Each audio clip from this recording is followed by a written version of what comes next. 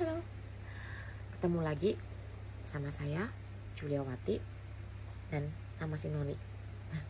Tapi dia bukan si Noni yang aku ceritain ya, gitu. Dia Noni Belanda. Itu boneka anak saya dari kecil. Berarti usianya tinggal bersama saya sudah 26 tahun. Lama ya. Bukan Noni lagi berarti, udah cici-cici kali. Oke. Kali ini saya ingin menjawab pertanyaan dari sahabat saya. Dia bertanya, "Kak, kenapa jenazah tidak boleh ditinggal sendirian?" Mungkin pemahaman ini itu di masyarakat kita ada beberapa yang beranggapan seperti itu, bahwa jangan sampai meninggalkan jenazah sendirian yang masih disemayamkan di rumah atau di rumah duka, mungkin seperti itu. Kalau saya ingin menjawab dari pengalaman saya pribadi sebagai perias jenazah, ya, saya ada beberapa kali menemuin jenazah. Waktu itu saya ngeriasnya pagi, sekitar jam 5:30 atau jam 6 di salah satu rumah duka. Kebetulan rumah dukanya itu nggak terlalu besar. Dia kalau nggak salah itu dia cuma ada beberapa ruangan yang satu deret itu kayaknya 4 atau 5 gitu kan, yang terisi ujung sebelah kiri dan ujung sebelah kanan. Nah, saya ngeriasnya yang di sebelah kanan. Pada saat saya datang, saya agak kaget juga karena saya nggak menemuin satupun keluarga di situ gitu kan. Jadi saya telepon keluarganya, saya tanya, "Kak, ini jenazah yang mau saya rias betul nggak yang di ruangan ini?" Gitu. "Oh iya ya Kak, betul Kak. Masuk aja, Kakak rias aja ya. Kita masih di rumah, belum ke rumah duka." Nah, jadi di situ kita bisa menyimpulkan bahwa dari semalaman atau nggak tahu dari semalam atau subuh, yang pasti begitu saya datang itu jenazah itu sendirian. Dan nggak apa-apa, gitu loh. Nggak apa-apa, karena kalau sudah dibaringkan, disemayamkan di rumah duka itu kan udah pasti ada yang jaga meskipun tidak di ruangan itu gitu kan. Ada satpamnya, ada pegawainya, ada stafnya gitu kan. Kalau mau ditinggal pun nggak masalah kok gitu loh. Terus mungkin tadi kenapa jenazah nggak boleh ditinggal sendirian, mungkin lebih berlakunya mungkin kalau jenazah itu di rumah kali ya. Tapi kalau di rumah pun juga pasti ada keluarga kan ya gitu loh. Pasti ada keluarga yang ada sahabatan ya, sahabat yang melayat gitu. Jadi pasti nggak akan sendirian jenazah itu. Mungkin yang dimaksud pertanyaan ini tuh lebih ke gini loh. Kalau ada keluarga kita yang meninggal, itu ya usahain dia jangan sampai disemayamkan atau sendirian di satu tempat gitu ya. Mungkin kali kayak gitu ya. Cuma sih saya nggak bisa mencerna pertanyaan itu tuh. Emang ada jenazah yang benar-benar akan sendirian gitu kan. Sekalipun misalnya dia disemayamkan di rumah duka, terus misalnya keluarga pulang, pasti kan ada petugasnya yang menjaga rumah duka tersebut gitu kan. Paling enggak di setiap lantai itu biasanya ada staffnya, ada security yang pasti akan mengawasi, membantu menjaga jenazah itu. Kalau misalnya di rumah, kan pasti juga banyak keluarga di situ, banyak yang layat, banyak sahabat yang datang, dan pasti jenazah itu nggak akan pernah sendirian gitu loh, kecuali jenazah itu yang lagi transit di kamar jenazah. Misalnya karena satu hal jenazah itu harus dimasukkan ke lemari es gitu kan, atau jenazah itu harus ditaruh di kamar jenazah dulu, mungkin sambil nunggu proses formalin, nunggu proses dimandikan gitu kan, mungkin bisa. Tapi kan tidak benar-benar, tidak 100% dia sendirian. Di luar kamar jenazah itu pasti ada petugasnya itu. Jadi saya kayaknya pertanyaan sahabat saya ini kurang pas banget gitu loh. Tapi tadi saya sempat sedikit membuka di Google bahwa ada maksud tuh seperti ini. Jangan sampai jenazah itu sendirian ditaruh di satu tempat. Takutnya apa? Takutnya nanti kayak ada yang ganggu, misalnya binatang, misalnya lah binatang itu deketin jenazah itu. Atau mungkin kalau binatang mungkin kebanyakan mungkin bisa gini ya, terkadang itu ada jenazah yang mengundang lalat gitu loh, untuk lalat datang gitu kan, mungkin ada seperti itu, mungkin seperti itu. Jadi kalau ada yang ngejagain itu kan bisa menghardik gangguan serangga atau binatang yang mendekat gitu. Jadi nggak sampai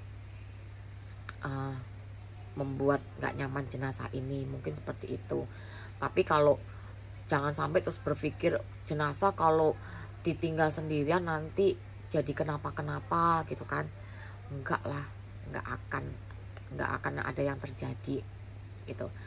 Kalau misalnya ditakutkan oh nanti bangkit lagi gitu ya, kalau saya pribadi kalau sampai jenazah itu seseorang sudah divonis meninggal tapi terus ternyata dia bisa bangkit lagi seperti mati suri seperti itu kan, harusnya kita sebagai keluarga bahagia ya, berarti belum waktunya dia meninggal gitu.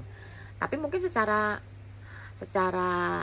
etika gitu ya, secara rasa gitu kan, kalau keluarga kita meninggal kenapa kita harus nungguin ya. Kalau saya pribadi berpikir tuh kan itu terakhir kalinya kita ketemu sama jenazah, sama keluarga kita gitu kok. Jadi kita ingin menghabiskan waktu terakhir itu tuh ya bersama keluarga kita gitu loh. Karena kita cuma tinggal berapa jam sih sama dia, paling berapa hari sih. Kalau di kepercayaan saya tuh kan paling ya 2-3 hari itu hari-hari terakhir kita bersama dia gitu kan. Sebisa mungkin kita habiskan waktu bersama keluarga kita untuk terakhir kalinya, seperti itu. Jadi kalau mitos-mitos yang aneh-aneh sih nggak ada sih, nggak bisa dibuktikan kebenarannya gitu kan.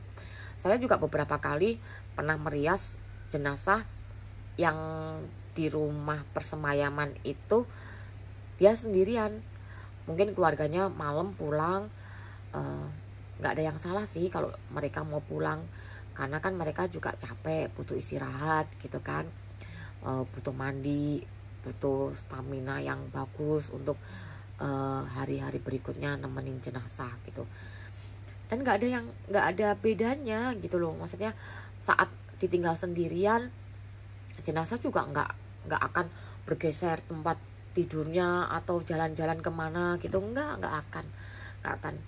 Dan kalau saya ketemu jenazah yang saat itu sendirian, saya pasti akan telepon ke keluarganya, izin sebelum saya masuk ke ruangan tersebut. Saya akan izin, Kak saya udah nyampe, saya izin ya, saya merias gitu kan. Nanti kalau sudah selesai merias, kalau keluarga memang belum sempat hadir, biasanya saya video call untuk menunjukkan hasil gitu kan. Dan kalau memang dari video call itu si keluarga udah melihat dan oke, ya udah saya pulang gitu. Jadi tadi kalau ada pertanyaan kenapa jenazah nggak boleh ditinggal sendirian, jawabannya boleh banget ditinggal sendirian, nggak apa-apa gitu loh. Tapi sebisa mungkin ya ditemenin supaya kita apa? Supaya kita menghabiskan momen bersama dengan keluarga kita tuh dengan baik. Jadi kalau pengalaman saya pribadi sendiri pun, pada saat papa saya meninggal 2013, itu kan papa disemayamkan di rumah duka tempat kelahiran saya di Kota Pati. Jadi papa itu meninggal di Semarang, di rumah yang terakhir dia tempatin. Terus karena sebelum meninggal tuh papa sudah sering bicara, aku mau pulang ke Pati. Itu menunjukkan firasat bahwa papa kepengen dimakamkan di Pati gitu kan. Dan memang iya, maksudnya teman-teman papa tuh banyak di Pati gitu kan, masih banyak di Pati. Akhirnya kita bawa ke Pati, papa disemayamkan di tempat rumah duka yang di Pati. Nah, dari pagi sampai malam kita pasti jagain gitu loh, kan keluarga pasti ngumpul, banyak tamu, banyak teman-teman papa datang, banyak teman-teman dari anak-anak papa itu datang layat. Itu rumah duka nggak boleh kosong, nggak boleh ditinggal. Kenapa? Ya kita lebih menjaga. Kalau ada tamu datang itu kan nggak pantas kalau nggak ada perwakilan pihak keluarga yang ngejaga di situ, itu loh.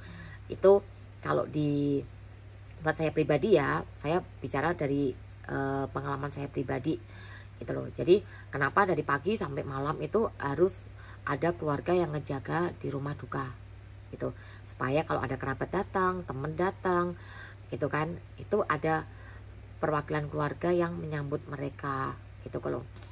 Jangan sampai mereka datang terus nggak ada pihak keluarga, itu kan secara etika nggak bagus gitu. Jadi kalau siang itu sampai malam itu misalnya kita kepingin mandi, pulang ke rumah atau pulang ke hotel, ya kita bergiliran gitu loh. Jangan sampai kosong rumah duka itu, kan nggak mungkin juga kan yang menyambut tamu yang layat itu staf dari rumah dukanya gitu kan.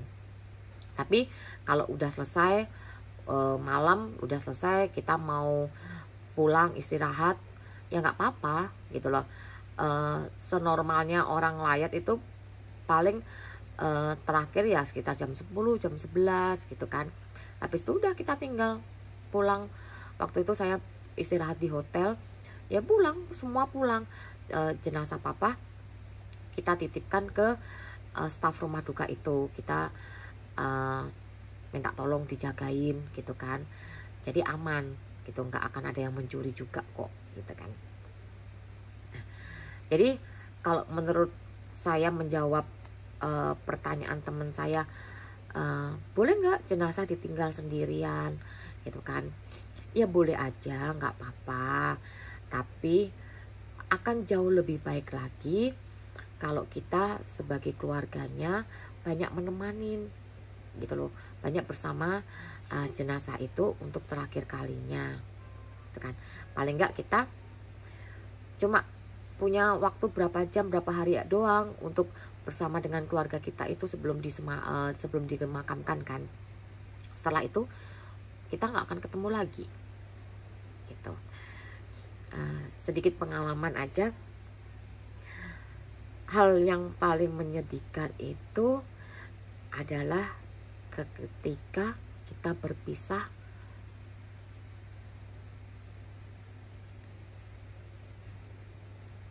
karena ditinggal meninggal ya. Kenapa? Itu tuh merupakan perpisahan yang sangat menyakitkan. Karena pada saat kita kangen, kita rindu, kita sudah gak akan bisa memeluk dia. Jadi pada saat jenazah itu disemayamkan, pergunakan waktu sebaik-baiknya.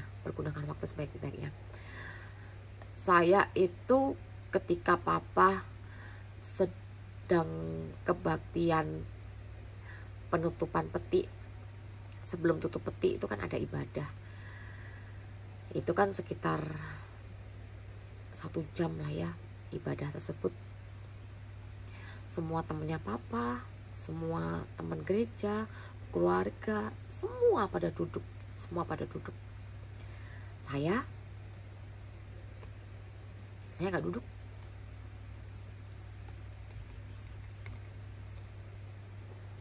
Saya berdiri di sebelah papa, di samping papa.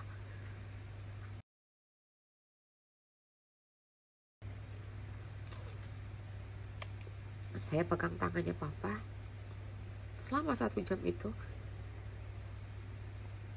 Saya nggak pernah lepas tangan dari tangannya papa, karena saya tahu setelah selesai kebaktian, peti akan ditutup dan selamanya saya nggak bisa menyentuh papa lagi. Dan ketika melihat peti papa ditutup,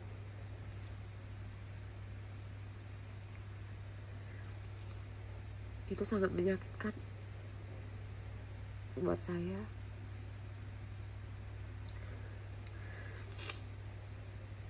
Saya merasa kasihan papa, dia sendirian di dalam peti, nggak ada temen.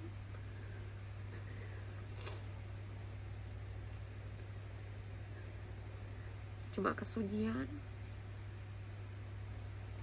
Ya udahlah, kita hidup seperti itu ya. Ada masa kita ditinggalkan, atau mungkin ada masa kita yang meninggalkan keluarga kita terlebih dahulu.